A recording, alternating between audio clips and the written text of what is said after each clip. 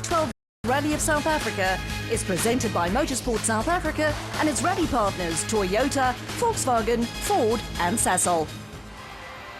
They say that rallying is the ultimate form of all motorsport. It's the place where circuit racers go to get their adrenaline fix, and the place where most of South Africa's champion motorsport drivers can be found. And they are all fighting each other and the stopwatch for championship glory. This is the South African Rally Championship.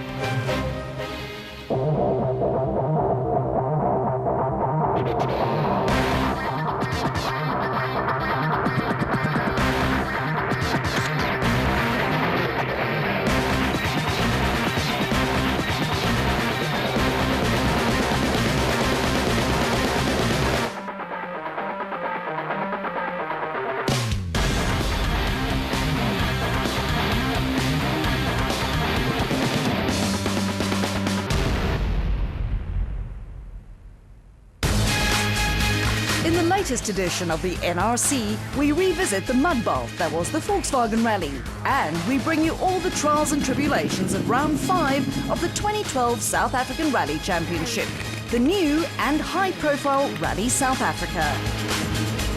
But first, let's take a look at round 4 of the championship, the recent Volkswagen Rally, where the traditionally enticing rally roads of the Eastern Cape had been turned into a mud bath, courtesy of torrential rain. On the one hand, it forced SA's top rally drivers to go into survival mode, but on the other, it also turned into a battle of wits and driving skill. After the sun had set on day 1, it was the Castrol Toyota of Johnny Gemmell who topped the leaderboard, with a wily old Jan Habich and his Basil Reed Ford just 5 seconds behind. The second Castrol Toyota of Leroy Poulter completed the day 1 podium. Conspicuous in their absence were the home teams of BP Volkswagen Polos, each of which had experienced woes of some form or another, highly disappointing for them at their home rally. Day 2 brought more rain and cold, soaking both the stages and the rally personnel to the point of saturation. The authorities at the Longmoor Forest, where most of the VW rally was contested, deemed the roads impassable for spectators. But for the crews, the show went on. At the top of the leaderboard, it turned into a two-man show as Johnny Gemmell and Jan Habich traded blows in the forest. Gemmell won stage 6, while Habich lost some ground, but the next few stages were all won by Habich as he clawed his way back into contention. In the end, the master had run out of road, and all that was left was the crowd-pleasing tarmac stage, the traditional finish of the VW rally at Kings Beach. In the end, Gemmell brought the Castrol Toyota Auris home in fine style, with Habich having to settle for second. Marc Cronje had inherited third place after Leroy Poulter slid off the road in stage 9. Enzo Kuhn was best of the home team as he brought his BP Volkswagen Polo back to base in 5th overall. The wet and muddy Volkswagen Rally had a huge impact on the overall championship points table as Gemmell's victory sees him overtake his main rival Marc Cronje to claim the current top spot. But there's still only 3 points in it. A consistent Habich is on course to fight for yet another title, while young John Williams is only 12 points from the lead. Dutchman Hans Weiss is the highest placed Volkswagen driver in 5th, ahead of a few very fast drivers in the form of JP Damso, Charles Wilkin and Gugu Zulu. Hein Latergan and Hagen Fecken complete the top 10.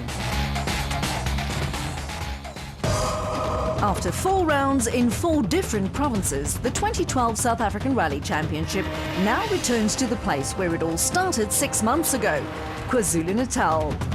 Durban will once again be the host city with the rally headquarters situated at the majestic Moses Mabhida World Cup Soccer Stadium. But while the stadium is pretty to look at, it will be a different story around 50 kilometers inland in the Valley of 1,000 Hills, where the first day's action will take place.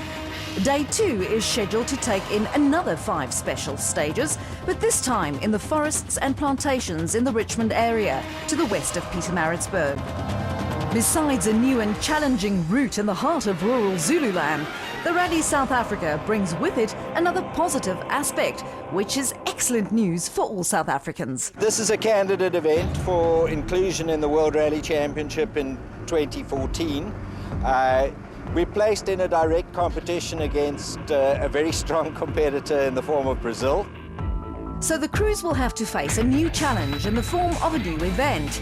But at the same time, they're still fighting for a championship. Johnny Gemmell leads the title chase, but can he stay ahead of Cronje? Of course, that's the idea anyway, but we haven't gotten off to a good start with qualifying. We were 7th fastest, so now we're 3rd on the road. With Gemmell in a confident mood, the rally is already shaping up into another duel between himself and Marc Cronje. Yeah, absolutely. I mean, Johnny had great pace in the last event. It caught us a bit by surprise. So we went back and did some homework, and I'm hoping that we found our feet again. While eyes are still on Gemmell and Cronje, veteran driver Jan Habig is lurking and has his sights set on a 7th national title. So, you know, we're sort of midway in the season. The objective at this stage is really just to do the points thing, and that's what we're doing at the moment. With his Sasol teammate at the sharp end of the title fight, one has to wonder if John Williams will be allowed to fight for victory. Yeah, we got no team orders, you know, we both do our own thing, and yeah, for sure I'm going to be giving it a good go on this rally to make sure that we're in the top 5 in the championship overall at the end of the year.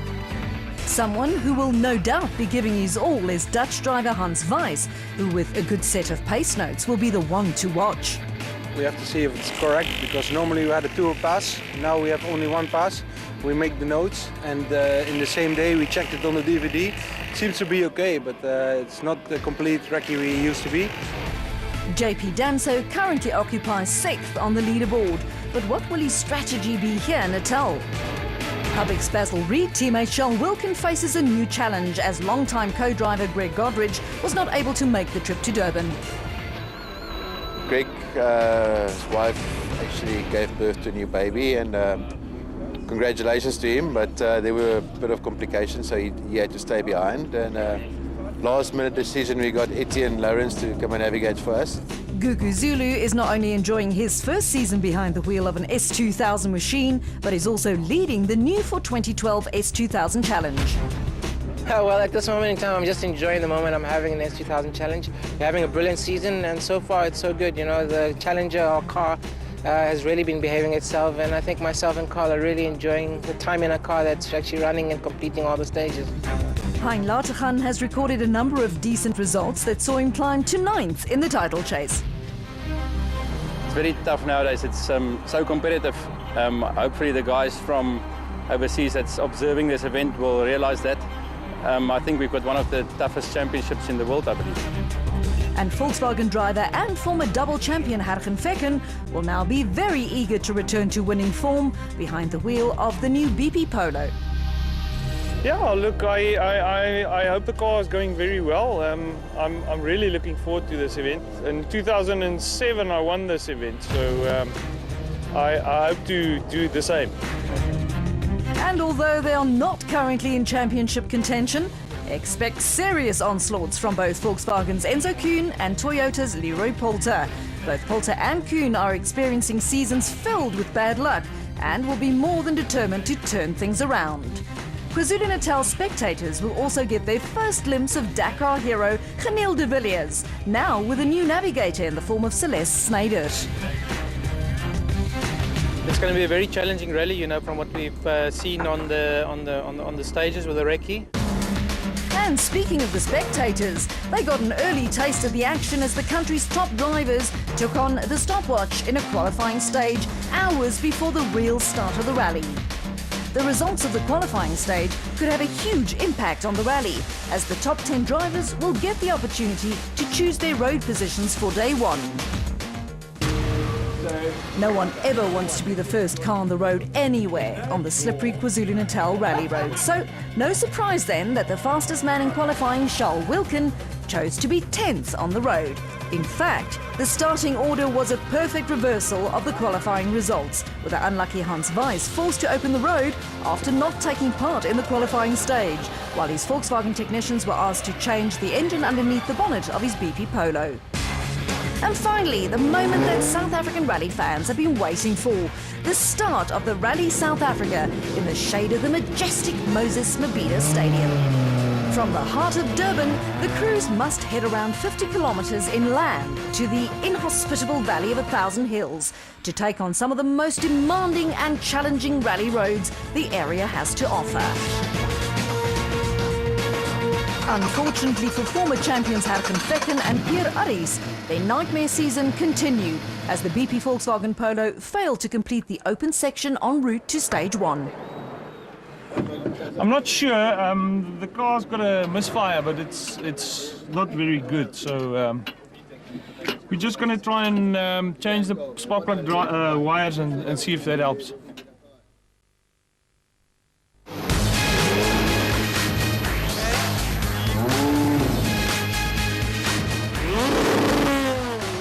And this is it. Rally South Africa gets underway with a BP Volkswagen Polo of Hans Weiss and Bjorn de Gant, the first ones to tackle the 10 twisty kilometers of stage 1. The Polo underneath the young Dutch driver was armed with a brand new engine, but he was also the first car on the road and set a time of 6 minutes and 50 seconds. Lang tot over top en 50, rechts in niet snijden, pas op. 50, rechts in niet snijden, pas op. 50, links in vol, dus rechts in vol over top. En 100, flauw rechts, knijp naar rechts in, lang snel snijden. Rechts 2, lang snel snijden. 120. Nice. But we lose a lot of time because we are cleaning the road and it's very difficult. I have never drove in these conditions like this. It is so slippy. Wonderful. The second car to take on the stage that winds its way between what looks more like the Valley of a Million Hills is the Team Total Toyota Auris of Jean-Pierre Damso and Grant Martin. Damso knows that rallies aren't won on the first stage and records a time of 7 minutes and 1 second.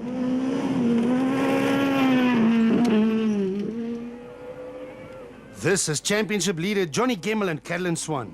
Gemmel was unhappy with his qualifying and must therefore be the third car on the road. But the Castrol Toyota driver isn't phased and crosses the flying finish in a time of 6 minutes and 45 seconds to set the fastest time so far. Yeah, that was okay that stage. Yeah, a bit slippy, but otherwise all right. With Hergen Fecken not making the start, it's the Basil Reed Ford Fiesta of Jan Habig and Robert Paisley who thunders into stage 1 next. After fighting for a victory on the previous round, Habig is expected to once again be in contention, but the master records a slowish time of 6 minutes and 50 seconds. The pressure is on Leroy Polter and Alvin Coetzee to perform well here in Natal to get their nightmare season back on track. And it starts well for the Castrol Toyota driver. A time of 6 minutes and 43 seconds is nearly 3 seconds faster than his teammate and the fastest time so far. While Polter was filling in time cards at the end of the stage, Mark Cronje and Robin Houghton were already throwing their Sasol Ford Fiesta through the many corners that make up stage 1.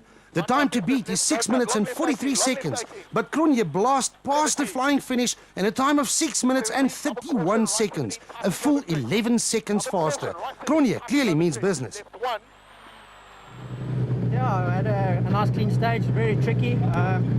Try to keep it clean and that's what we've done, so we'll see where we end up. Hein Latergan and brother-in-law Johan van der Merwe are next up in the SAC trucks and Q8 All's Peugeot 207. Latergan is a very quick driver, but opts for a cautious start with a time of 6 minutes and 56 seconds.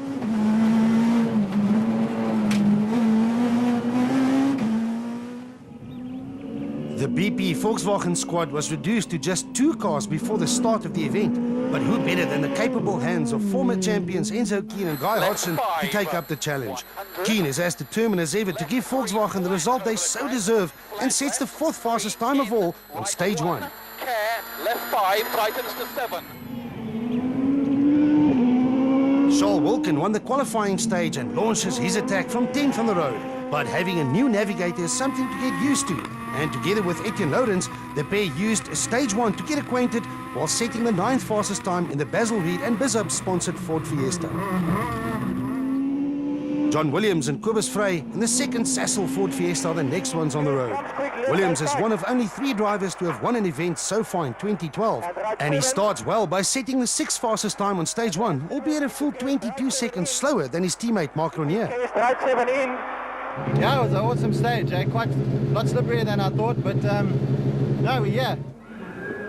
This is the first outing on a national rally for Dakar hero Geniel de Villiers with a new co-driver in the form of Celeste Snyders.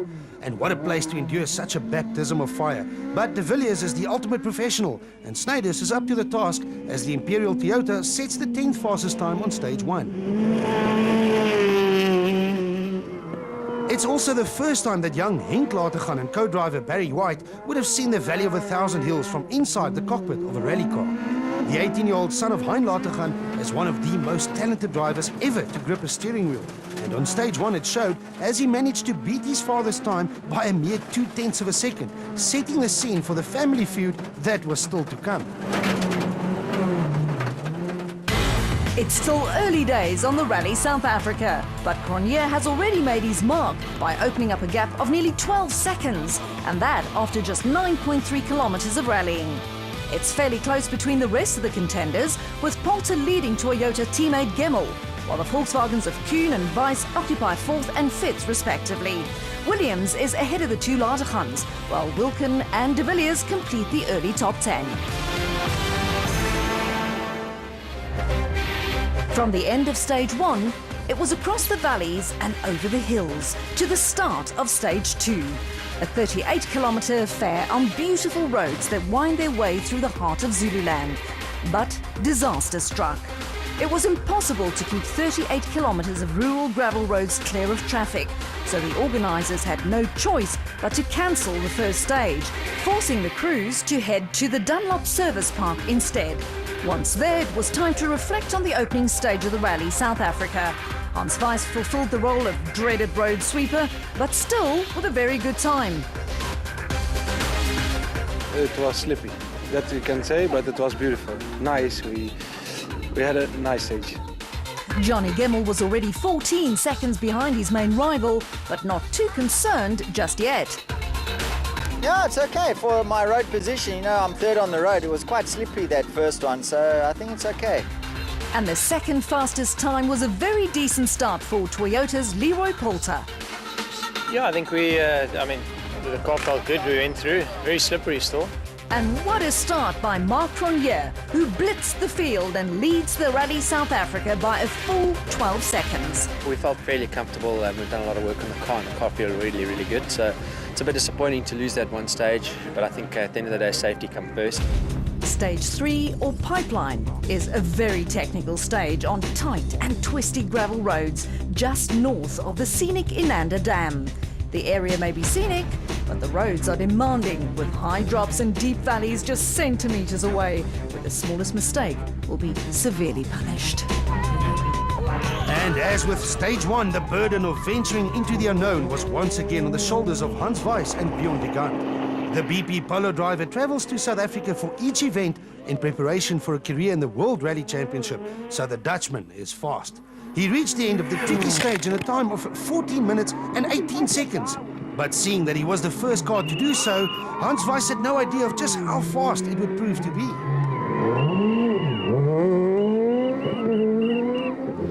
So nice! The team Total Toyota of JP Damso and Grant Martin was the second car into stage 2, but it was the Castrol Toyota Auris of Johnny Gemmel and Callan Swan who reached the camera positions first. As always, Gemmel is in a rally as well as a championship fight and reached the end of stage 2 with a time of 14 minutes and 19 seconds, just 1 second slower than the time set by Weiss. But what on earth happened to JP Damso? Yeah, I saw him standing on the side there, he was okay, but I didn't see his car, so he was off the side somewhere.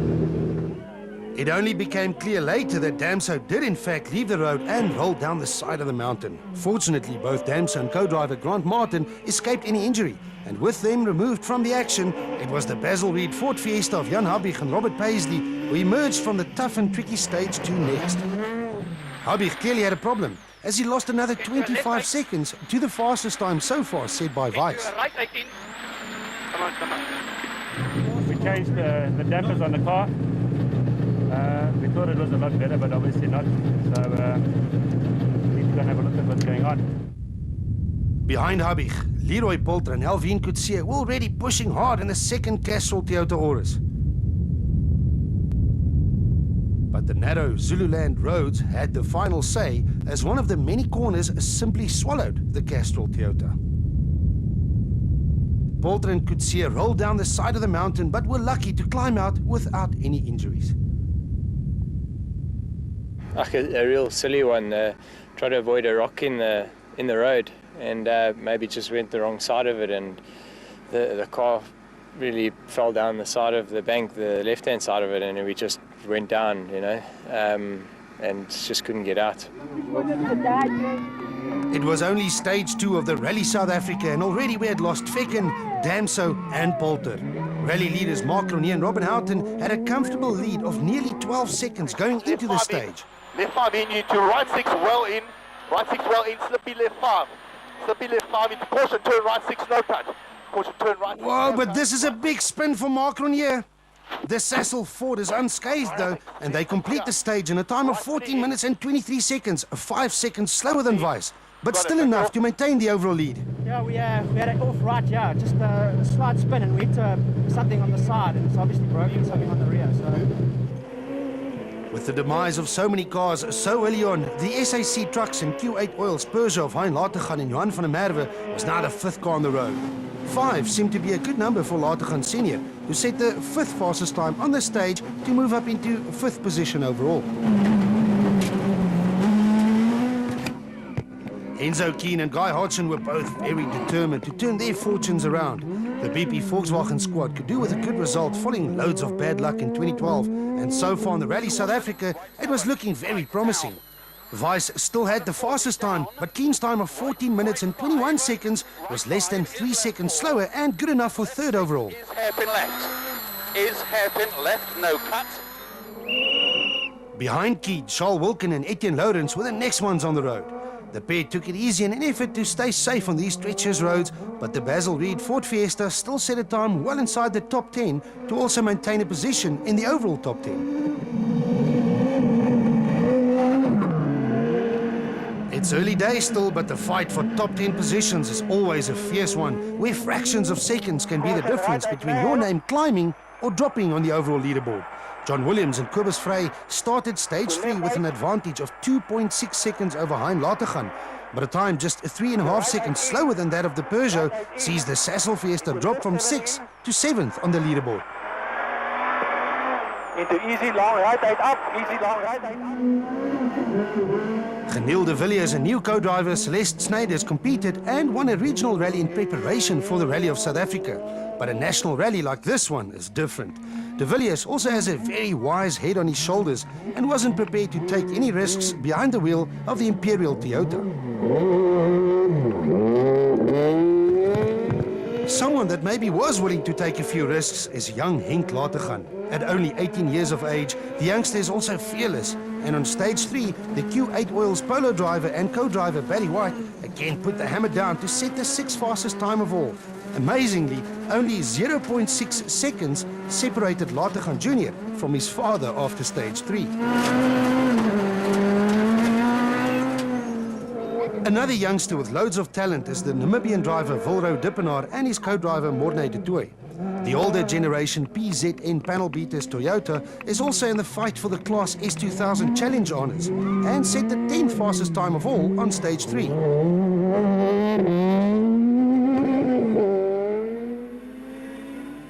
The Class S2000 Challenge points leaders are Gugu Zulu and Carl Peskin. The BP Polo driver therefore have lots to lose, but after the first 2 stages of the Rally South Africa, Zulu moved into 10th position overall, 22 seconds ahead of his rival Dippenaar. With Damso now out of the equation, it was now up to Mohamed Musa and Andre Vermeulen to fly the flag for their sponsors, Team Total.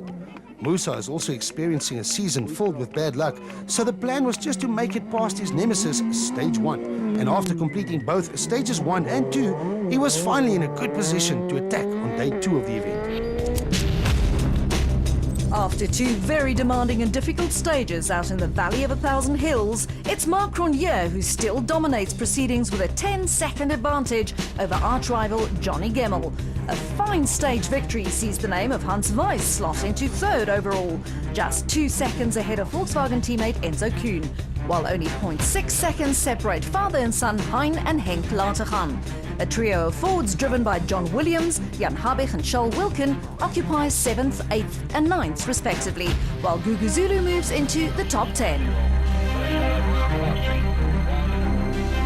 We've already lost a number of top drivers, and now just one short stage on tarmac remains on day one of the Rally South Africa. Will Johnny Gemmell be able to close the gap, or will Marc Cronje stay on top? Join us after the break.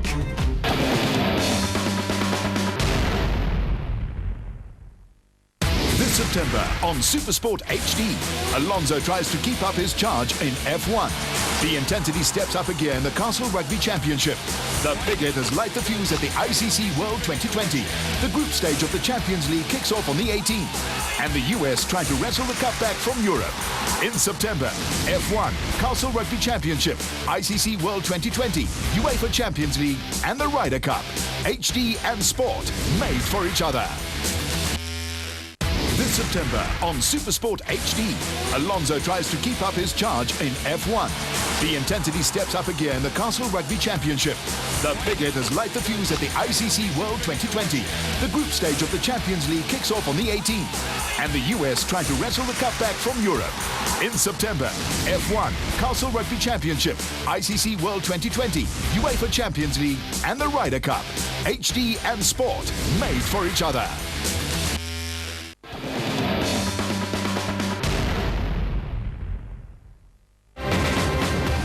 It's still day one of the eagerly awaited Rally South Africa.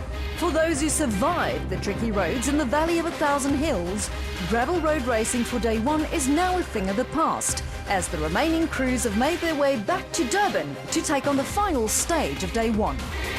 Stage 4 is only 1 kilometre in length, and although it's designed to provide the crowds with hardcore action, it will probably do very little to affect the overall standings.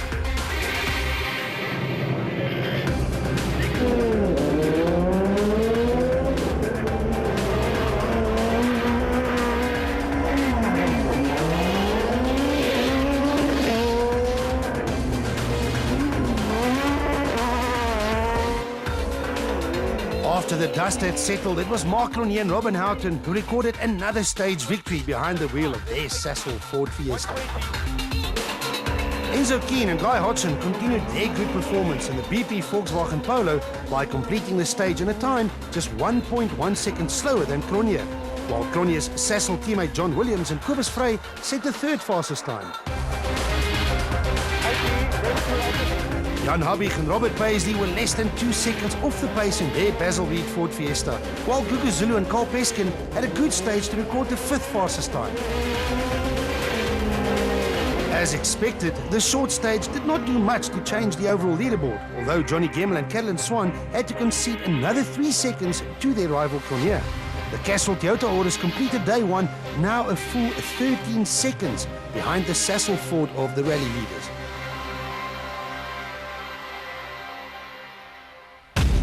The sun rises over KwaZulu-Natal for the final day of the Rally South Africa.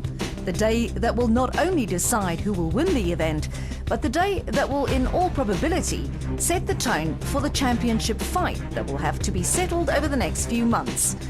The Rally South Africa moves further inland to the forest and plantations in and around the Richmond area, west of Pietermaritzburg. These roads haven't been used for rallying since early 2007. But they are dauntingly fast and will provide a tough test of bravery and driving skills. As overnight rally leader, Marc Cronje will have to play road sweeper. So, can he stay ahead of Gemmell? I think I can. I've got a good car underneath me. We saw yesterday that the car felt really, really good. Or will Gemmell be able to chase his rival down? Well, that's the plan, eh? This is quite a long stage, so we'll see after this one how we do. It's been a while since Enzo Kuhn has found himself in the top 3. Will he be happy to hold station, or does he have ambitions to challenge for the lead? We're taking a big step, like you see with the car, so we're closer. Unfortunately for Kuhn and Volkswagen, they'll have no more help from BP Volkswagen teammate Hans Weiss, as the Flying Dutchman was forced to retire from the rally. Yeah, engine explodes, so it's finished. Off to stage 5 then, a full 32 kilometres in distance. But don't expect the drivers to take too long to reach the end, as the average speeds will be furious. If Mark Cronje and Robin Houghton want to win the Rally South Africa, they will have to do it while sweeping from first on the road. But this did not appear to distract the Sasol Fiesta driver at all. Cronje flew over the flying finish just 19 minutes and 31 seconds after starting the long 32-kilometre stage.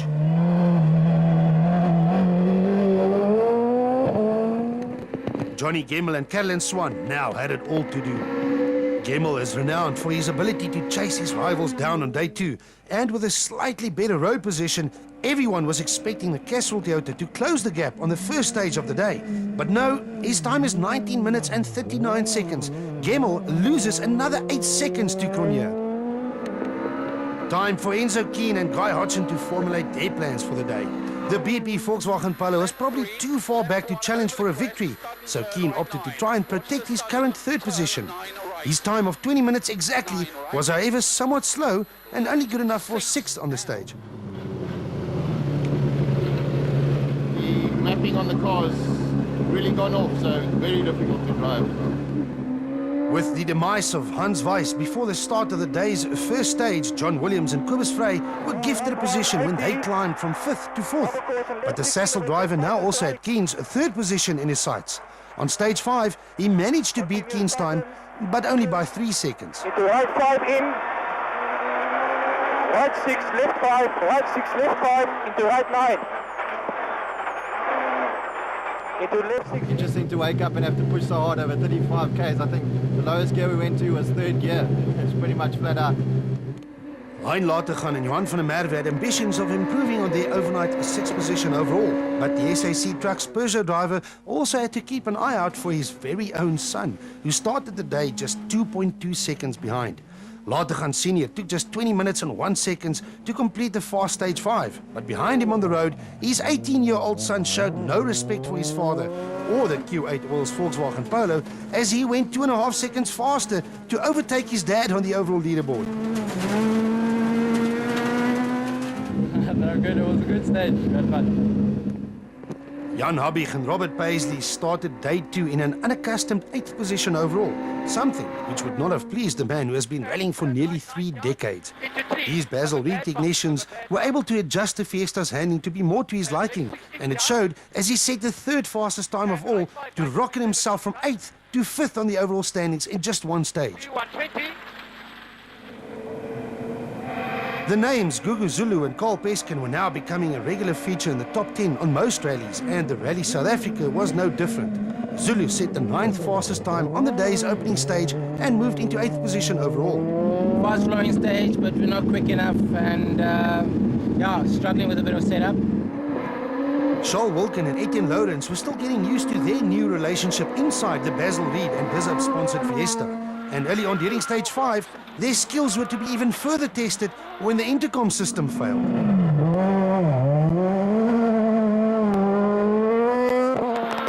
Lourens proved to be a resourceful navigator and turned to using hand signals.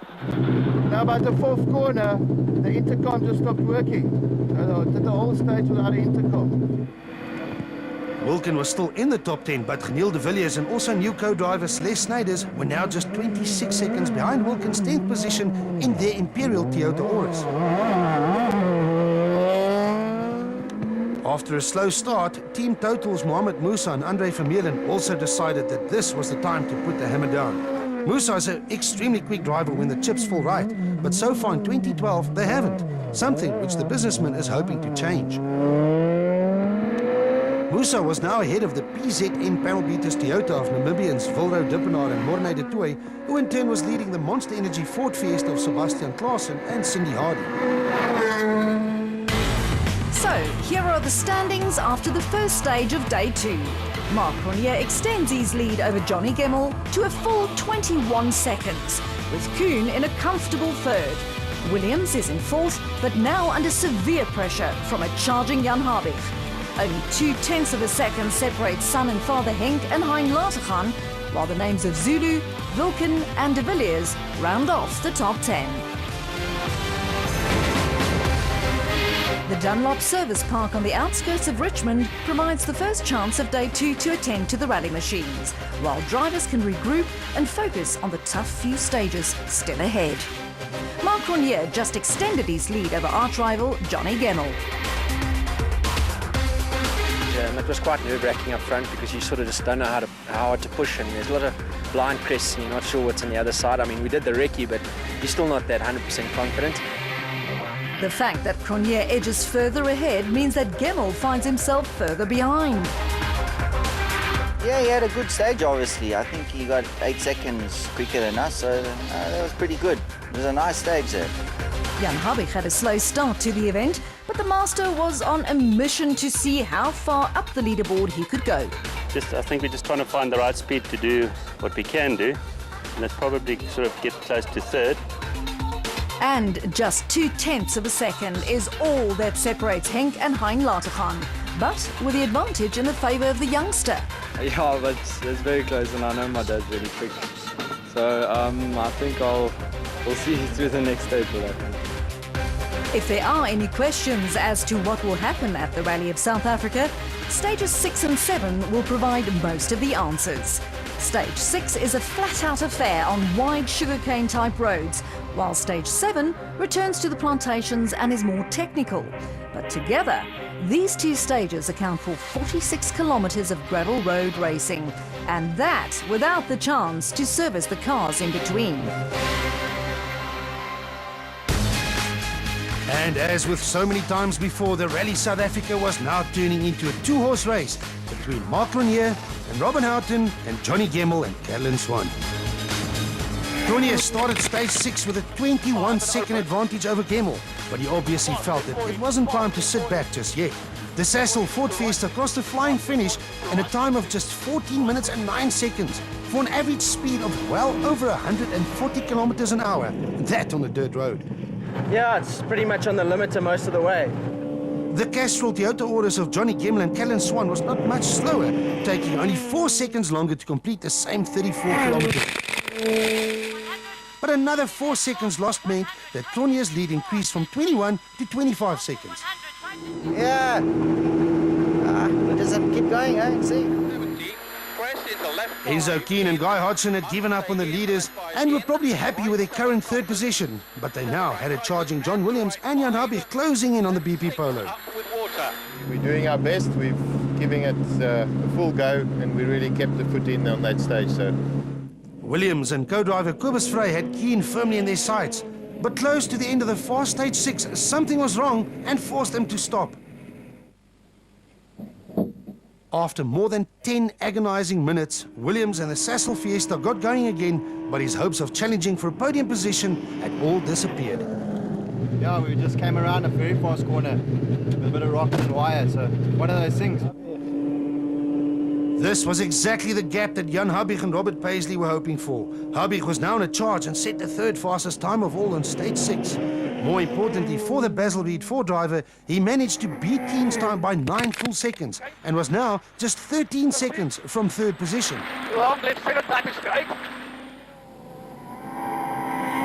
Behind the battle between Keen and Habig for the final podium position, a family feud was raging between 18-year-old Henk Lateghan and his somewhat more experienced father Hein. The latter started the fast stage 6 with a 0.2 second deficit, but will his time be fast enough to pass his son? Being a dad, I don't think it's good if he goes faster, because you will start to worry about it.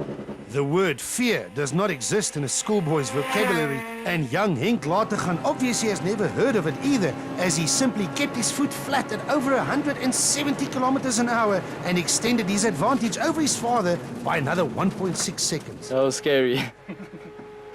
No, it's a very fast stage. It's full commitment. You need, just scary, eh? Will Marc Cronje hang on to his lead? Will Enzo Kuhn record a podium for Volkswagen? And who will win the Lateghan family fight? Join us after the break.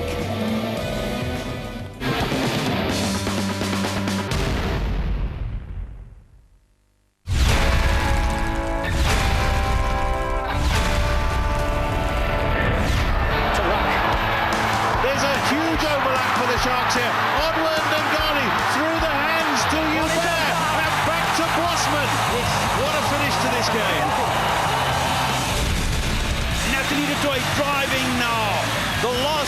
meters. The pressure's on, but she's going to hold on. She makes it 11 golds. Natalie du Toit coming through and opening South Africa's account here at the Paralympic Games with the best color of all, gold it is. Now Chabangu. Oh, this is dangerous. Chinene, now Nobete, 2 against 2. Can they convert here? The Birds have scored. Chance for Masheko. Yes, he's done it against his former club, Brian Mate. You called it. 3-0. The bets are playing.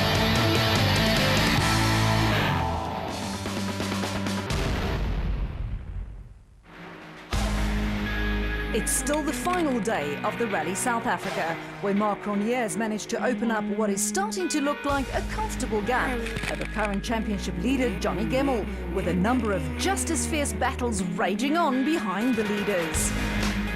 With 17 Super 2000 four-wheel drive rally machines taking the starters' orders the day before and 14 of them still running, time was running out for South Africa's top drivers to jockey for their final positions. Team Total's Mohamed Musa and Andre Vermeulen have seen the ugly side of Lady Luck far too many times so far in the 2012 season, as they very rarely got past stage 1. This time, however, Musa did make it into day 2 of an event, but once again he was destined not to reach the end, as a parked rally car on the side of the road is never a good sign. Well, coming out of the gearbox, and when that normally happens and you've driven a little bit of a distance, then you start to worry. So. Class S2000 Challenge points leaders Gugu Zulu and Carl Peskin were somewhat behind their main class rivals Henk Lategan, but second in class would still be more than enough for the BP Polo driver to keep his class lead intact. Zulu was also running well inside the top 10, but it took nearly 10 minutes longer than his rivals to reach the end of stage 6. We had a puncher halfway through the stage, and you know, without even having a ratchet gun, we had to use a normal wheel spinner, so we lost incremental amount of times.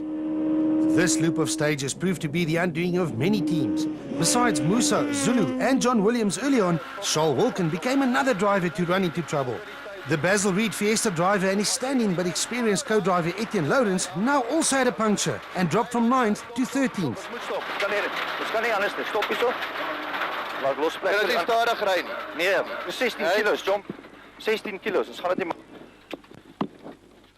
One of those rallies, puncture in the stage. So. Someone with a clean run so far was Geniel de Villiers and his new co-driver Celeste Snyders.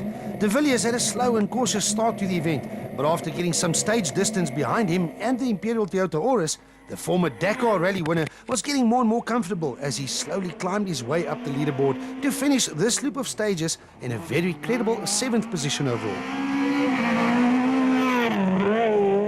It's quite tricky, you know. I must say I'm battling a bit with the 5s and the 6s at the moment, you know, just to really have the confidence to attack them 100%. Rallying is all about speed, but it has to be matched with the ability to finish. When a number of drivers ran into trouble like they did halfway through the final day of the Rally South Africa, it opens the door for other drivers to climb the ranks and the leaderboard. Sebastian Klaassen and experienced co-driver Cindy Harding did not make any mistakes in their Monster Energy Ford and were rewarded with 9th on the leaderboard at this stage of the event. Namibians Wilro Dippenaar and Morne de Toey were just as consistent, but even faster as they climbed to 8th in the PZN panel beaters Toyota. Like Lategan Jr. and Gugu Zulu, Dippenaar is also contesting the Super 2000 Challenge class for older generation S2000s used by the factory teams in previous seasons. And with the Zulu losing time, Dippenaar was now not only in the overall top 10, but also second in the S2000 Challenge class. But at the sharp end of the field, however, we still had 3 individual battles raging with the top 6 points scoring positions still at stake. Henk Lategan was leading his father by less than 2 seconds going into stage 7. And clearly, the youngster ignored all family orders as he set the 3rd fastest time of all on stage 7. The Q8 Oils Volkswagen Polo increased his lead over the SAC Trucks Peugeot of his father by another full 5 seconds.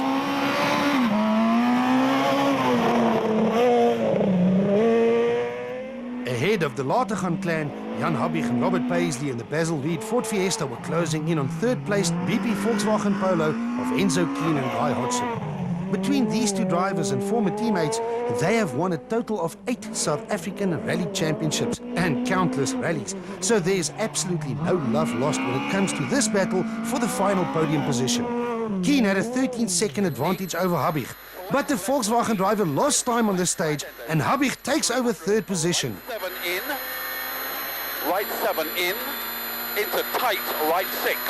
The 7 here opens to a right 6 tight. Lost a valuable time we don't have. Ahead of Habig and Keane, Johnny Gemmell and Callan Swan were now running out of time to try and do anything to unsettle Mark Lanier and Robin Houghton. The gap between the Castrol Toyota in second and the Sasol Ford in the lead was now a full 25 seconds. Gemmell has worked miracles before in his long career, but so has Mark Lanier, and the younger of the two pretenders did not show any cracks. In fact, the Sasol Ford recorded its 5th stage victory of the event to extend his lead over Gemmell to a full 32 seconds. Into max right 2 in. Here's proof of how Mark Lanier dominates the field with a 32-second advantage over Johnny Gemmell. The final podium position changes hands with Habig now ahead of Kuhn, while young Henk Lategan manages to edge further ahead of Dad Hein. Geniel de Villiers moves up to 7th ahead of Namibian Vilro Dippenaar and Sebastian Klaassen, while Chart Conradi in a Super 1600 front-wheel drive car rounds off the top 10.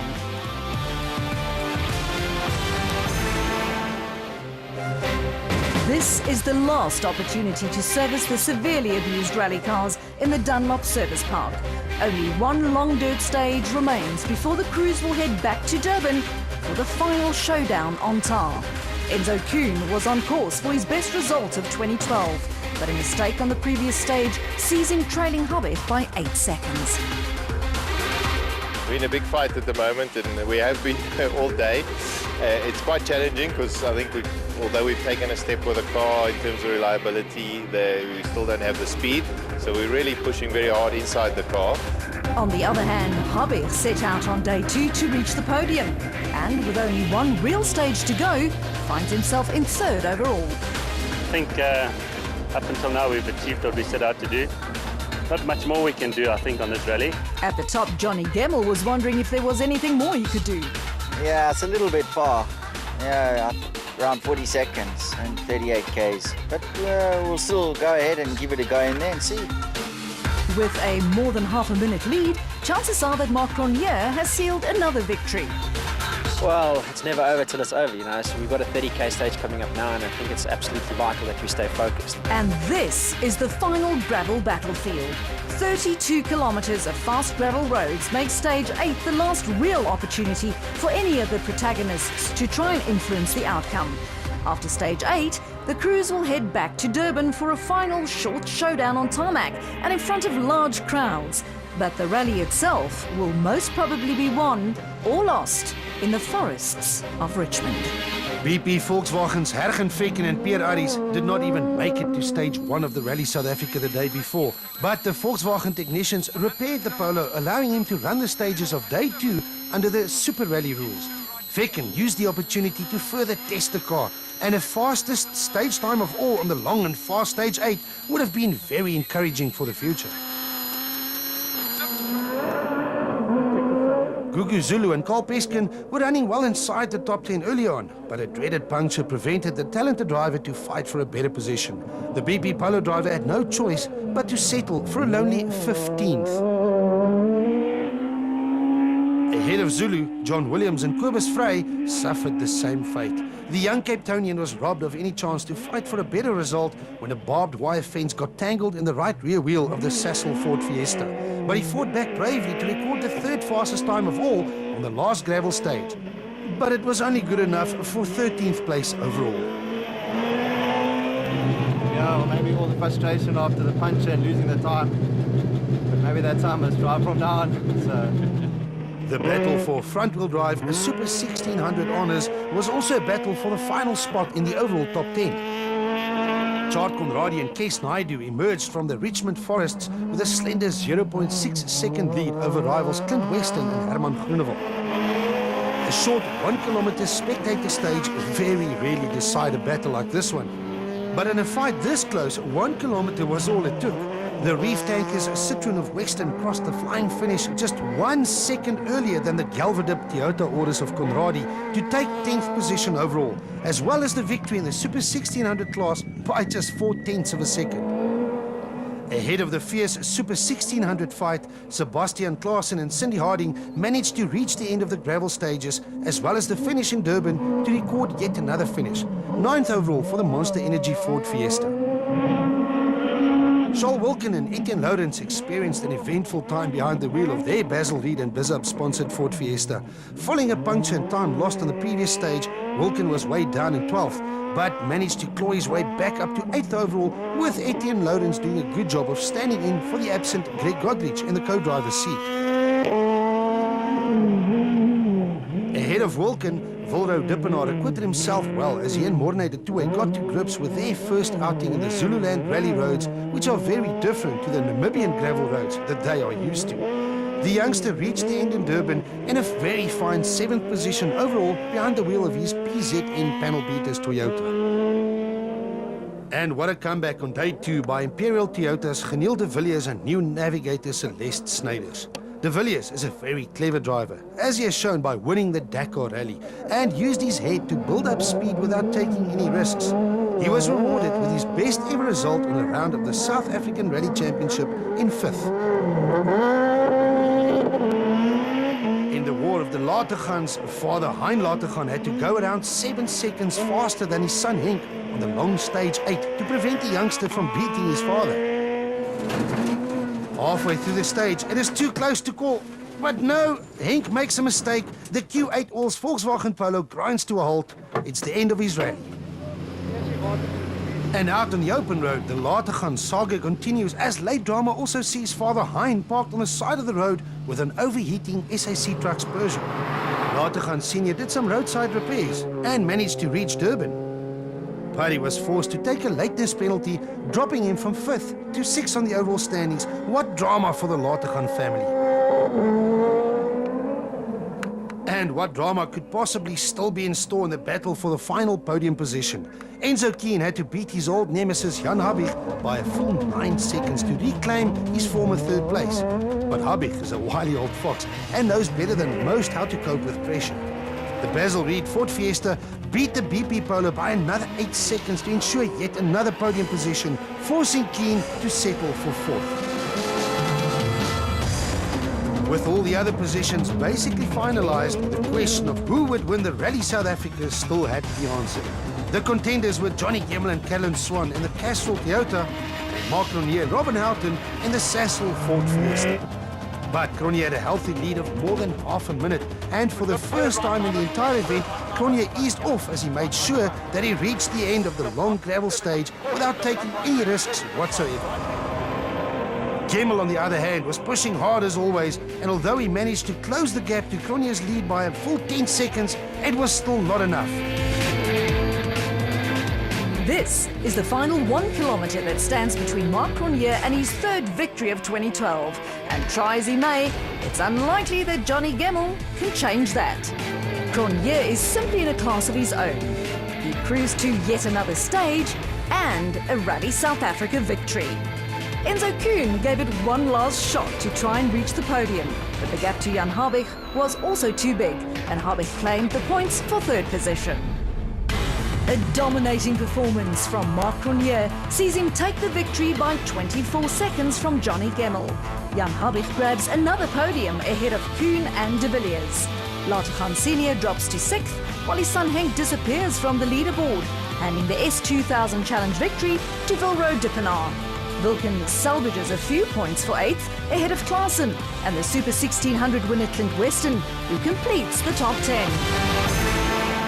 Veteran Jan Habig records yet another podium position in his long and distinguished career. The best we could do was finish 3rd, and that was the objective. So I think we achieved our objective, but it wasn't really a very good rally for us. Johnny Gemmel's 2nd place finish also drops him to 2nd in the overall championship standings.